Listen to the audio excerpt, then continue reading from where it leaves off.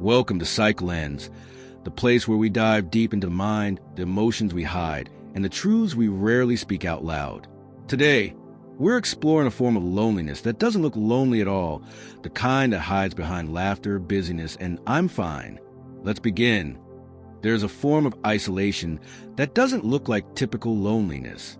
It hides beneath laughter, productivity, excuses, and the appearance of being busy. On the surface, everything seems fine, yet underneath lives a constant ache. The awareness that no one truly knows you. This is not the loneliness of being physically alone, but the emotional isolation of feeling unseen. It is a quiet fear that if you disappeared, people would notice only much later, and the uncertainty of not knowing who to confide in if something meaningful happened. This silent emptiness grows slowly and eventually shapes how you think, act, and perceive the world. People without friends are often misjudged as cold or disinterested, but the opposite is usually true. They feel deeply. They notice every shift in tone, every forced smile, every subtle emotional clue. Over time, the sensitivity makes connection feel unsafe. The mind learns to withdraw because disappointment has come too often. Psychological research shows that prolonged social isolation activates the same brain regions as physical pain. Loneliness literally hurts.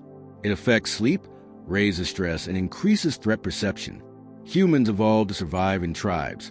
Being alone once meant danger. That instinct still lives in the brain. In the modern world, you could be surrounded by thousands online, yet feel completely unseen. Attention is not connection, and validation is not intimacy. People without friends understand this difference intimately. Their loneliness rarely happens suddenly. It grows through accumulated hurts. Sharing something vulnerable and being mocked. Trusting someone who later uses the information against them. Trying to open up only to feel misunderstood. Eventually, the brain learns not to risk exposure.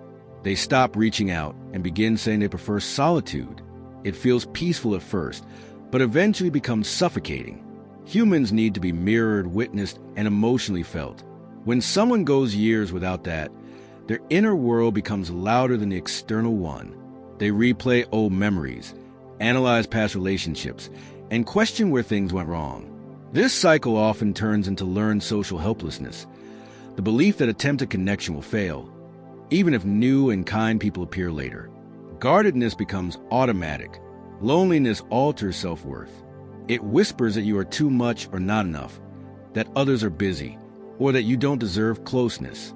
You begin rejecting yourself before anyone else can. Your outward life looks normal. Smiles, work, social media posts. But internally you live in two worlds. The visible one and the silent one. You build a version of yourself meant to survive without connection, yet it feels hollow.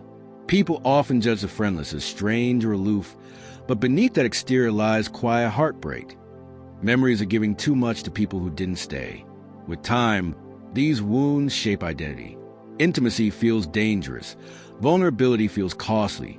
And the heart adapts by avoiding what once hurt. The cost is enormous. Without friends, emotions echo inside your own mind without balance or perspective. Empathy may even weaken. Not because the lonely stop caring, but because they lack opportunities to practice emotional exchange. Paradoxically, the loneliest often crave the deepest connections. They analyze interactions, treasure small gestures, and long for meaningful presence. But long-term isolation heightens sensitivity. They overread messages, assume rejection, and notice invisible cues. This sensitivity creates a loop.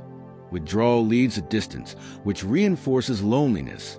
Isolation also distorts the perception of time. Days and weekends blend together when there is no one to share them with. The mind retreats inward. Yet solitude can be transformative when chosen. Many creative, perceptive people have grown through solitude. The difference lies in choice. Chosen solitude heals. Forced solitude hardens. Many who claim they aren't people persons secretly long for understanding. Friendship acts as a mirror, reflecting parts of ourselves we cannot see alone. Without that reflection, identity becomes foggy. Life begins feeling unreal, like existing without an echo. Yet those who are unseen often see others more clearly. Their empathy deepens because they understand pain. They notice who feels left out. They quietly care. Ironically, The people with no friends often have the most to offer. Healing begins not by immediately finding friends, but by rediscovering yourself, the self that existed before disappointment, before the silence. Friendship grows from self-trust, believing your voice matters, that your presence is meaningful, and that your needs are not burdens. Without this, loneliness becomes self-reinforcing. Many lonely people grew up feeling different, more sensitive, more observant, or simply misunderstood. They wore their difference like armor. Over time, they came to believe something was wrong with them. They minimize themselves until they fit nowhere. When belonging feels dangerous, the brain avoids it. Safety becomes loneliness. This shapes your social self-concept, how you believe others see you. Kindness feels suspicious. Compliments feel unearned. Eventually, you stop believing you could belong at all. But the mind can relearn connection. Social trust is a skill that returns through small acts, responding to messages, making eye contact, participating even when afraid. Friendship grows through presence, not perfection. Those who have lived in loneliness possess rare emotional depth. They understand sincerity, they sense energies, and they crave depth rather than superficial conversation. But they fear vulnerability.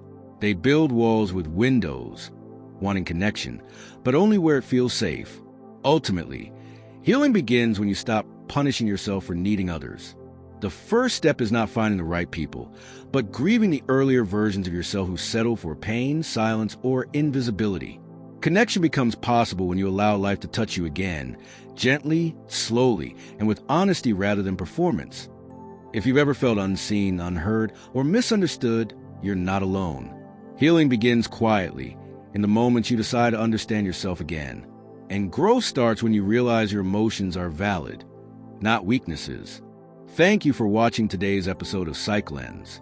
If this message touched you, remember to like, share, and subscribe, and turn on notifications so you never miss an insight into human mind.